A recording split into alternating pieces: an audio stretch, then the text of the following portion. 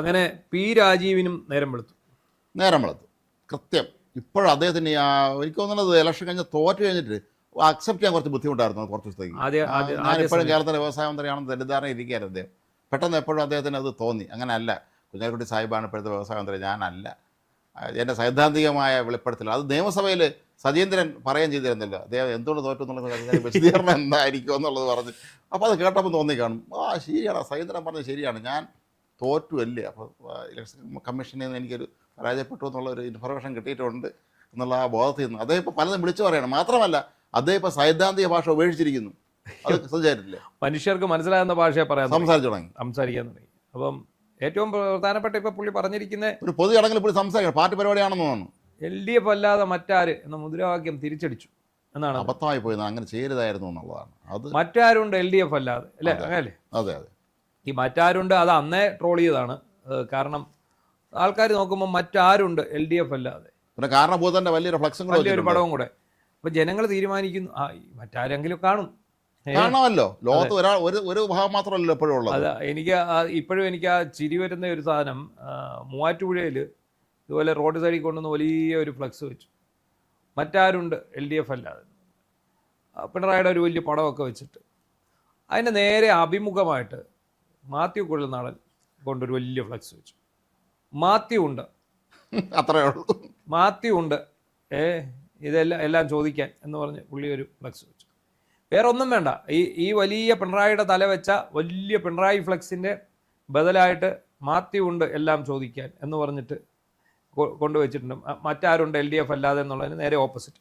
അതൊരു നമുക്കൊരു തമാശയായി തോന്നുമെങ്കിലും ഒരു ട്രോളായിട്ട് തോന്നുമെങ്കിലും അതായിരുന്നു ഇവിടെ സംഭവിച്ചത്. അതെ, അത് വലിയ അബദ്ധമായി പോയി എന്നാണ് ഇപ്പോൾ പി രാജീവ് സ്വയം വെളിപ്പെടുത്തിയാണ്. അത് ഉൾപാർട്ടി മീറ്റിംഗ് അല്ല, വേറെന്തോ ഒരു ഫംഗ്ഷൻ മൈക്കിൽ സംസാരിക്കുകയാണ്. പക്ഷെ ഇവരൊക്കെ ഇത് വെളിപ്പെടുത്തുമ്പോഴും ഇവർ അതിനകത്ത് തള്ളിപ്പറയാത്ത ഒരു സംഭവമുണ്ട്, പിണറായി വിജയന്റെ തല. അത് പറയാൻ പറ്റില്ലല്ലോ, പിണറായി തല തള്ളി പറയാൻ പറ്റില്ലല്ലോ. ഈ മറ്റാരുണ്ട് LDF അല്ലാതെ മാത്രമാണ് അവർ അതിനകത്തുനിന്ന് എടുത്തിരിക്കുന്നത്. അതിനകത്ത് പിണറായി വിജയന്റെ തലയുണ്ടെന്നുള്ള കാര്യം അവരങ്ങ് വിസ്മരിച്ചു. ഈ പിണറായി വിജയന്റെ തലയും ഈ മറ്റാരുണ്ട് LDF അല്ലാതെ കൂടെ കൂടുമ്പോഴാണ് ഒരു കംപ്ലീറ്റ് പാക്കേജ് ആകുന്നത്. ഈ ഒരു പാക്കേജാണ് ഈ പാർട്ടിയെ ഇവിടെ തോൽപ്പിച്ചതും പാർട്ടി ഇല്ലാതാക്കി.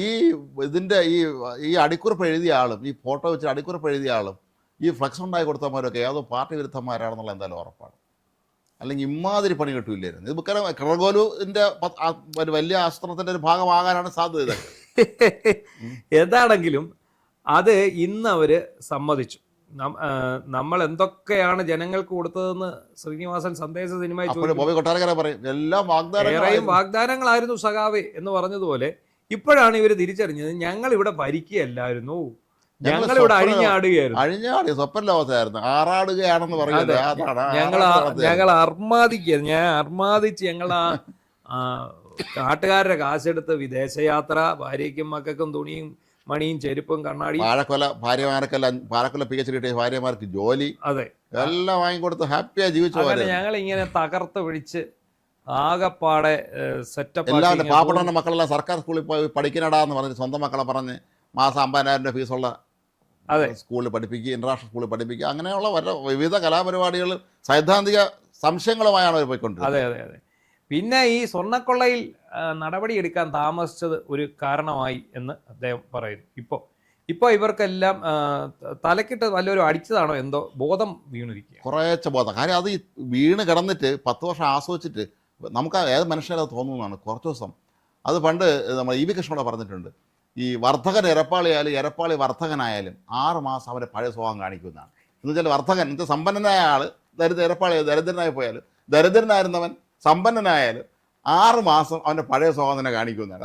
പറ്റക്കാരെ അക്സെപ്റ്റ് ചെയ്യാൻ ബുദ്ധിമുട്ടായിരിക്കും. സത്യമാണ് ഇവിടെ സംഭവിച്ചത്. 6 മാസം എടുത്തില്ല. ഇപ്പൊ ഇങ്ങനെ പതുക്കെ ഇവരുടെ ആ തലയിൽ ബാധിച്ചിരുന്ന ആ മന്ദത നീങ്ങി വരുന്നു.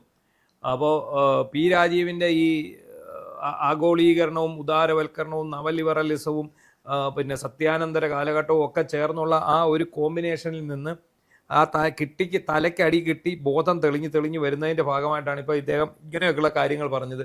മറ്റാരുണ്ട് LDF അല്ലാതെ എന്നുള്ള പ്രചാരണ വാചകം വെള്ളാപ്പള്ളിയെ കുറിച്ചും ഉണ്ട്. അത് അടുത്ത ഒരു പരാമർശം വെള്ളാപ്പള്ളിയുടെ ന്യൂനപക്ഷ വിരുദ്ധ നിലപാടുകൾ, വർഗീയ നിലപാടുകൾ, അതും തിരിച്ചടിച്ചു. അപ്പോൾ ഇതിൻ്റെ എല്ലാം ആത്യന്തികമായിട്ടുള്ള കാരണം ആരാണെന്ന് ചോദിച്ചാൽ അത് പാർട്ടിയാണ്. അത് പാർട്ടിയാണ്. പാർട്ടി ആരാണ്? അത് പിണറായി. അത് അമൂർത്തമായ ഒന്നാണ്, അത് ഇമ്മെറ്റീരിയലാണ്, നമുക്കറിയില്ല. അത് മുകളിലൂടെയോ ഉണ്ട്. പണ്ട് കോൺഗ്രസ് ഹൈക്കമാൻഡിനെ കുറിച്ച് അവസാനം കേൾക്കാനാരും പറഞ്ഞ പോലെയാണ്. ഹൈക്കമാൻഡ് എന്താണ്? ഹൈക്കമാൻഡ് എന്നു പറഞ്ഞാൽ അതുപോലെയാണ്, അതൊരു വിശദീകരിക്കാനാവാത്ത സാധനമാണെന്നാണ്. അതുപോലെ പാർട്ടി. അപ്പോൾ പിണറായി വിജയനും ഗോവിന്ദനും ആ കൂട്ടത്തിൽ പെടുന്നില്ല. പാർട്ടിക്കാരല്ല ഫലത്തിൽ. ഈ മുദ്രാവാക്യമാണ് തിരിച്ചടിച്ചത്, പിണറായി വിജയനല്ല. പിണറായി വിജയൻ അല്ലാതെ മറ്റാര് എന്ന് തന്നെയാണ് അവർ ചോദിച്ചത്. മറ്റാരുണ്ട് LDF അല്ലാതെ എന്നാണ് ചോദിച്ചത്. അതിനകത്ത് മറ്റാരുണ്ട് LDF അല്ലാതെ എന്നല്ല, മറ്റാരുണ്ട് പിണറായി വിജയൻ അല്ലാതെ എന്നുള്ളതായിരുന്നു. ഒറ്റ ഫ്ലക്സ് അല്ലേ ഉള്ളൂ, ഒരാളിന്റെ തലയല്ലേ ഉള്ളൂ. ഇതൊരു LDF ആണെങ്കിൽ LDFലെ ഘടകകക്ഷി നേതാക്കളുടെ തല വരണം. ഒരൊറ്റ ആളുടെ തല വന്നിട്ടില്ല. LDFല് എത്രയോ ഘടകകക്ഷി നേതാക്കൾ ഉണ്ടായിരുന്നു. എന്തിനേറെ പറയുന്നു, ഇവിടുത്തെ പാർട്ടിയുടെ പുതിയ സംസ്ഥാന കമ്മിറ്റി ഓഫീസ്, പുതിയ AK സെന്റർ ഉണ്ടാക്കി ഉദ്ഘാടനം നടത്തിയ മുഖ്യമന്ത്രി, party general secretary MA baby 7-ാം കോട്ടയ്ക്ക് വെളിയിൽ ദൂരെ അവിടെ നിന്ന് മാറിയിരിക്കുന്നുണ്ട്. അതെ, ഇവിടുന്ന് കാശുണ്ടാക്കിയതല്ലേ, അല്ലാതെ അല്ല. അവിടെ ഡൽഹിയിൽ ഓഫീസ് വട്ടച്ചെലവിന് ചായ കുടിക്കണമെങ്കിൽ ഇവിടുന്ന് പൈസ. അതെ, ഇവിടുന്ന് പാവം മുതലാളിമാരുടെ കയ്യിൽ നിന്നൊക്കെ വാങ്ങിയതല്ലേ. അത്രേ ഉള്ളൂ. ഈ വലിയ വലിയ മുതലാളിമാര്, ഭൂവുടമകള്, മുതലാളിമാര്, അതുപോലെ പിന്നെ പ്രവാസി വ്യവസായികള്, ഇവരിൽ നിന്നെല്ലാം മേടിച്ച് ഭീഷണിപ്പെടുത്തിയും സ്വമനസാലയും വഴിവിട്ട് സഹായിച്ചും ഒക്കെ മേടിച്ചെടുത്ത പൈസ കൊണ്ടാണ് ഇത് ഉണ്ടാക്കി വെച്ചിരിക്കുന്നത്. അതിനകത്തല്ലാതെ പാലാറമാതയുടെ ആടിനെ പറ്റിയ കാശൊന്നും അല്ല. പശുക്കുട്ടിക്കൊന്നും പോയി യാതൊരു വിലയില്ല ആടിനൊന്നും. ഇതുപോലെ വലിയ മുതലാളിമാരാണ് ഇപ്പോൾ കാണപ്പെട്ട ദൈവങ്ങൾ. എന്തായാലും രാജീവിന് നേരം വെളുത്തു. ഇനി ഇങ്ങനെ നേരം വെളുത്തവരെല്ലാം കൂടെ ചേർന്ന് ഈ പിണറായി വിജയനെയും MV രാഘവനെയും നേരം MV ഗോവിന്ദനെയും ഈ നേരം വെളുത്തു എന്നൊന്ന് പറഞ്ഞ് മനസ്സിലാക്കി. അത് കുറച്ച് ബുദ്ധിമുട്ട്. കാരണം പ്രായം ഒരു പ്രശ്നമാണ്. പിണറായിക്ക് 80 ദിവസം കഴിഞ്ഞ ആളല്ലേ. 80 കഴിഞ്ഞ ഒരാളിനെ സംബന്ധിച്ചിടത്തോളം ഇനി അങ്ങോട്ട് ബുദ്ധിയൊന്നും പഴയപോലെ പ്രവർത്തിക്കില്ല. ഇനി ഒരു പറഞ്ഞ് ഒരു ബോധ്യപ്പെടുത്തും. അദ്ദേഹത്തിന് അക്സെപ്റ്റ് ചെയ്യാൻ പറ്റും. അദ്ദേഹം ഇപ്പോഴും ഞാൻ മുഖ്യമന്ത്രിയാണെന്നുള്ള ചിന്ത പൂർണ്ണമായും വിട്ടുമാറിയിട്ടില്ല ഇപ്പോഴും. ഈ പിണറായി വിജയൻ്റെ ഒരു ലക്ഷ്യം ഒരിക്കലും കേരളത്തിലെ രാഷ്ട്രീയ ചരിത്രത്തിൽ CPMന്റെ ലിക്വിഡേഷന് കാരണമായത് ഞാനാണെന്ന് വരരുത് എന്നൊരാഗ്രഹം. അത്രേ ഉള്ളൂ. അത് കൃത്യമായിട്ട് എന്താ പറയുക, ആ ഒരു അജണ്ട. കേരളത്തിലെ അവസാന CPM മുഖ്യമന്ത്രി ഞാനായിരിക്കണം ചരിത്രത്തിൽ. അതുകൊണ്ട് അതിനാണ് ശ്രമിച്ചത്. എനിക്കില്ലെങ്കിൽ മറ്റാർക്കും വേണ്ട എന്നുള്ള ഒരു അടുത്ത തെരഞ്ഞെടുപ്പ് കൂടെ ആകുമ്പോഴത്തേക്കും ഇവിടുത്തെ പ്രധാന പ്രതിപക്ഷം BJP ആവും. അത് ഉറപ്പല്ലേ. അവർ ഈ നിരന്തരം തോറ്റുകൊണ്ടിരിക്കുന്ന സ്ഥിരം കണ്ട് മടുത്ത ഈ ആസ്ഥാന വിദ്വാന്മാരെ മാറ്റി BJP നല്ല സ്ഥാനാർത്ഥികളെ രംഗത്തിറക്കി ഭംഗിയായി പ്രവർത്തിച്ചാൽ അവർക്ക് ജയിക്കാൻ കഴിയും. അതാണ് ഈ എന്താ പറയുന്നത്, പിണറായി വിജയനും MV ഗോവിന്ദനും ഉണ്ടാക്കി വെച്ചിട്ടുള്ള ഒരു ഡാമേജ് ചില്ലറയല്ലല്ലോ ഇവര്. അതില് MV ഗോവിന്ദൻ സത്യത്തിൽ ഡമ്മിയാണ്. അതിനകത്ത് MV ഗോവിന്ദന്റെ കുറച്ച് ഈ മനുഷ്യർക്ക് മനസ്സിലാകാത്ത ചില ഭാഷ, അത് പക്ഷേ നാട്ടുകാർ ട്രോൾ ചെയ്യാനാണ് ഉപയോഗിച്ചത്. അത് സ്വന്തം മോമരെ ചോദിച്ചു, അച്ഛൻ കണ്ണാടി നോക്കാറില്ലേ എന്ന് ചോദിച്ചത് അതിന്റെ ഭാഗമായിട്ടാണ്. പിണറായി വിജയൻ എന്ന് പറയുന്ന ഒറ്റയാളാണ്, ഭരണവിരുദ്ധ വികാരമല്ല. പിണറായി വിജയൻ എന്ന ഒറ്റയാൾ, ഈ ഒറ്റയാൾ കാരണം കുഴപ്പമുണ്ടായിരിക്കുന്നത് എവിടെയൊക്കെയാണ്?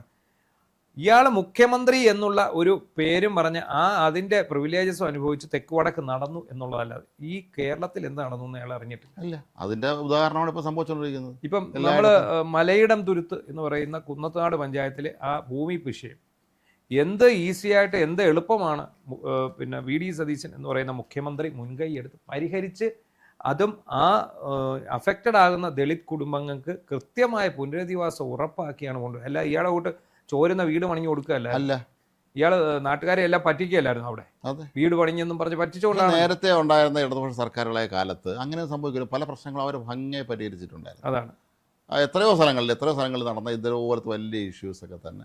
ഉദാഹരണത്തിന് 96 നായനാർ സർക്കാരിൻ്റെ കാലത്തായിരുന്നു ഈ അന്ന് 95 AK ആന്റണി മന്ത്രിസഭയുടെ കാലത്താണ് ശിവഗിരിയിൽ പോലീസ് നടപടി ഉണ്ടായത്. പക്ഷേ പിന്നീട് വന്ന നായനാർ മന്ത്രിസഭ അവർ വളരെ ബുദ്ധിപൂർവ്വം അവിടെ അഡ്മിനിസ്ട്രേറ്റർ ഭരണം ആദ്യം വെച്ചു.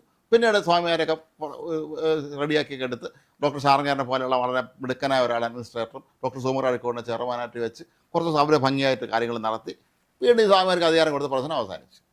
ഏക്കാൻ്റെ കാലത്ത് പോലീസ് നടപടി വലിയ വിവാദം ഉണ്ടായില്ലേ. പക്ഷേ അന്ന് ഈ നായനാർ മന്ത്രിസഭ ഇങ്ങനെ തീരുമാനം എടുക്കുമ്പോൾ VSനെ പോലെ അല്ലെങ്കിൽ വളരെ പ്രഗത്ഭന്മാരായ നേതാക്കന്മാരുടെ പാർട്ടിയിലുണ്ടായിരുന്നു. അവർക്കറിയാം ഒരു പ്രശ്നം വന്നാൽ പരിഹരിക്കാൻ എങ്ങനെയാണ്. ഇവർക്ക് പരിഹരിക്കാൻ അറിയില്ല, ഇവർ കച്ചവടം നടത്താനേ അറിയാവൂ. അതാണ് ഏറ്റവും വലിയ പ്രശ്നം. ഇപ്പോൾ രാജീവിൻ്റെയും കൊച്ചി എറണാകുളത്തുള്ള അനുയായികളൊക്കെ നമുക്കറിയാമല്ലോ.